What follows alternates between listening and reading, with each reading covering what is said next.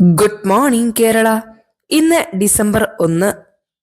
പുതിയ ജലനയം 2025. കേരളത്തിന്റെ ജലസമൃദ്ധി എന്ന ചിന്ത തിരുത്തും. ഭൂഗർഭജലം ഇനി സംസ്ഥാനത്തിന് സ്വന്തം. സംസ്ഥാനത്തിന്റെ ജലനിയമങ്ങളിൽ വിപ്ലവകരമായ മാറ്റങ്ങൾ ലക്ഷ്യമിട്ട് കേരള സംസ്ഥാനം ജലനയം 2025 കരട് തയ്യാറായി. കേരളത്തിൽ അമിതമായി ജലമുണ്ട് എന്ന ധാരണ പൂർണ്ണമായി ഒഴിവാക്കാൻ നയം ശുപാർശ ചെയ്യുന്നു. മാത്രമല്ല, ഭൂഗർഭജലത്തിന്റെ ഉടമസ്ഥാവകാശം വ്യക്തികളിൽ നിന്ന് സംസ്ഥാനത്തിന് കൈമാറും. വ്യവസായങ്ങൾക്കുള്ള ജലചൂഷണം ഉൾപ്പെടെയുള്ള ഉപയോഗങ്ങൾക്ക് കൂടുതൽ കർശനമായ നിയന്ത്രണങ്ങൾ ഏർപ്പെടുത്തും.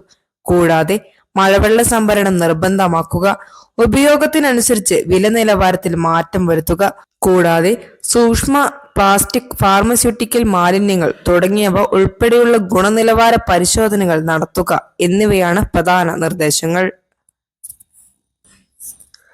30ാമത് അന്താരാഷ്ട്ര ചലച്ചിത്രമേള ഡിസംബർ 12 മുതൽ.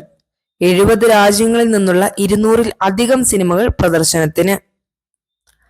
കേരളത്തിന്റെ അന്താരാഷ്ട്ര ചലച്ചിത്രമേളയുടെ 30ാമത് പതിപ്പിന് ഡിസംബർ 12-ന് തിരിതെളിയും. മുൻ വർഷങ്ങളേക്കാൾ 30 സിനിമകൾ അധികമായി 70 രാജ്യങ്ങളിൽ നിന്നുള്ള 200-ൽ അധികം സിനിമകൾ ഇത്തവണ പ്രദർശിപ്പിക്കും. വിഖ്യാത സംവിധായകൻ ഋത്വിക് ഘട്ടക്കിന്റെ ജന്മശതാബ്ദി ആഘോഷം ചലച്ചിത്രമേളയുടെ പ്രത്യേക ശ്രദ്ധാ കേന്ദ്രമാകും. കൂടാതെ വിയറ്റ്നാമീസ് സിനിമകൾ ഉൾപ്പെടെയുള്ള അന്താരാഷ്ട്ര വിഭാഗങ്ങൾ മേളയെ സമ്പന്നമാക്കും. തിരുവനന്തപുരം സ്കൂൾ യുവജനോത്സവം. 8000-ൽ അധികം വിദ്യാർത്ഥികൾ ആറ്റിങ്ങലിൽ മാറ്റുരയ്ക്കുന്നു. തിരുവനന്തപുരം റവന്യൂ ജില്ലാ സ്കൂൾ യുവജനോത്സവത്തിന് ഇന്ന് ആറ്റിങ്ങലിൽ തുടക്കമാകും. 1002 സ്കൂളുകളിൽ നിന്നുള്ള 8299 വിദ്യാർത്ഥികൾ 5 ദിവസം നീണ്ടു നിൽക്കുന്ന ഈ കലാമാമാങ്കത്തിൽ പങ്കെടുക്കും. 317 കലാമത്സരങ്ങളാണ് ഒരുക്കിയിരിക്കുന്നത്. അറബിക്, സംസ്കൃത, സാഹിത്യ മത്സരങ്ങൾക്ക് പ്രത്യേക വേദികൾ സജ്ജീകരിച്ചിട്ടുണ്ട്. ആറ്റിങ്ങലിന് ചുറ്റുമുള്ള 14 വേദികളിലായാണ് മത്സരങ്ങൾ നടക്കുന്നത്. ഓപ്പറേഷൻ സാഗർ ബന്ധു. ശ്രീലങ്കയിൽ ചുഴലിക്കാറ്റ്. 300-ൽ അധികം മലയാളികളെ വ്യോമസേന തിരുവനന്തപുരത്തേക്ക് എത്തിച്ചു. ദിത്വ ചുഴലിക്കാറ്റിനെ തുടർന്ന് ശ്രീലങ്കയിൽ പ്രതികൂല കാലാവസ്ഥ രൂക്ഷമായതോടെ ഇന്ത്യൻ എയർഫോഴ്സ് രക്ഷാപ്രവർത്തനം ശക്തമാക്കി. ഭൂരിഭാഗവും മലയാളികൾ അടങ്ങുന്ന 300-ൽ അധികം ഇന്ത്യൻ പൗരന്മാരെ തിരുവനന്തപുരത്തേക്ക് വ്യോമമാർഗം ഒഴിപ്പിച്ചു. IL-76, C-130J എന്നീ വിമാനങ്ങളാണ് ഓപ്പറേഷൻ സാഗർ ബന്ധു ദൗത്യത്തിനായി ഉപയോഗിച്ചത്. കേരളത്തിലെ രാജ്ഭവൻ ഇന്നു മുതൽ ലോക് ഭവൻ.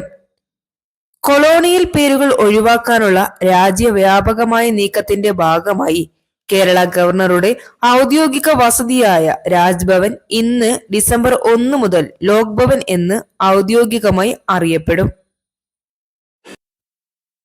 വോട്ടർ പട്ടിക പുതുക്കൽ. സമയപരിധി നീട്ടി. ഫോം സമർപ്പിക്കാൻ ഡിസംബർ 11 വരെ സമയം.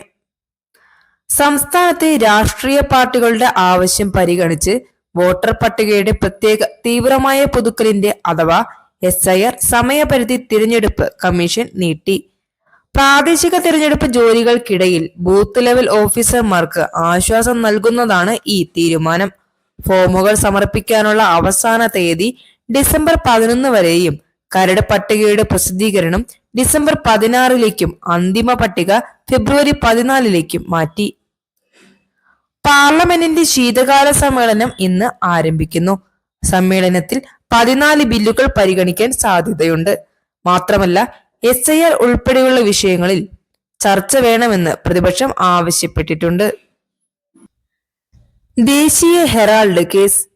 നാഷണൽ ഹെറാൾഡ് കേസിൽ കോൺഗ്രസ് നേതാക്കളായ സോണിയാഗാന്ധി, രാഹുൽ ഗാന്ധി എന്നിവർക്കെതിരെ എൻഫോഴ്സ്മെന്റ് ഡയറക്ടറേറ്റിന്റെ പരാതിയിൽ ഡൽഹി പോലീസ് പുതിയ FIR ഫയൽ ചെയ്തു.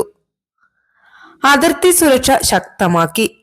തുടർച്ചയായ മഴയിലും വെള്ളപ്പൊക്കത്തിലും അതിർത്തിയിലെ വേലികൾ തകർന്നതിനെ തുടർന്ന് ജമ്മു കാശ്മീരിലെ അന്താരാഷ്ട്ര അതിർത്തിയിൽ കൂടുതൽ ശക്തമായ സുരക്ഷാ സംവിധാനം ഏർപ്പെടുത്തിയതായി BSF അറിയിച്ചു. ഇന്ത്യ ദക്ഷിണാഫ്രിക്ക ഏകദിനം. ആവേശ പോരാട്ടത്തിൽ ഇന്ത്യക്ക് 17 റൺസ് വിജയം. പരമ്പരയിൽ 1-0 മുന്നിൽ. ദക്ഷിണാഫ്രിക്കയ്ക്കെതിരായ ഒന്നാം ഏകദിനത്തിൽ ഇന്ത്യക്ക് 17 റൺസിന്റെ ആവേശ വിജയം. ഇതോടെ 3 മത്സരങ്ങളുള്ള പരമ്പരയിൽ ഇന്ത്യ 1-0 മുന്നിലെത്തി. റാഞ്ചിയിൽ നടന്ന മത്സരത്തിൽ ആദ്യം ബാറ്റ് ചെയ്ത ഇന്ത്യ വിരാട് കോഹ്ലിയുടെ തകർപ്പൻ പ്രകടനത്തിന്റെ ബലത്തിൽ 8 വിക്കറ്റ് നഷ്ടത്തിൽ 349 എന്ന മികച്ച സ്കോർ നേടി. കോഹ്ലി തന്റെ 52ാമത് ഏകദിന സെഞ്ചുറി കുറിച്ചു. 135 റൺസാണ് അദ്ദേഹത്തിന്റെ സമ്പാദ്യം. രോഹിത് ശർമ്മ, ക്യാപ്റ്റൻ KL രാഹുൽ എന്നിവരും മികച്ച പിന്തുണ നൽകി. മറുപടി ബാറ്റിംഗിനിറങ്ങിയ ദക്ഷിണാഫ്രിക്ക ഒരു ഘട്ടത്തിൽ 11-3 എന്ന നിലയിൽ തകർന്നെങ്കിലും മധ്യനിര ശക്തമായി തിരിച്ചടിച്ചു. എന്നാൽ 4 വിക്കറ്റ് വീഴ്ത്തിയ കുൽദീപ് യാദവിന്റെ പ്രകടനവും ഹർഷിത് റാണയുടെ അച്ചടക്കമുള്ള ബൗളിംഗും ഇന്ത്യൻ വിജയം ഉറപ്പാക്കി. മത്സരത്തിനിടെ രോഹിത് ശർമ്മ ഏകദിന ക്രിക്കറ്റ് ചരിത്രത്തിൽ ഏറ്റവും കൂടുതൽ സിക്സറുകൾ നേടുന്ന താരമെന്ന റെക്കോർഡും സ്വന്തമാക്കി ചരിത്രം കുറിച്ചു. വാർത്ത തുടരും. Signing off.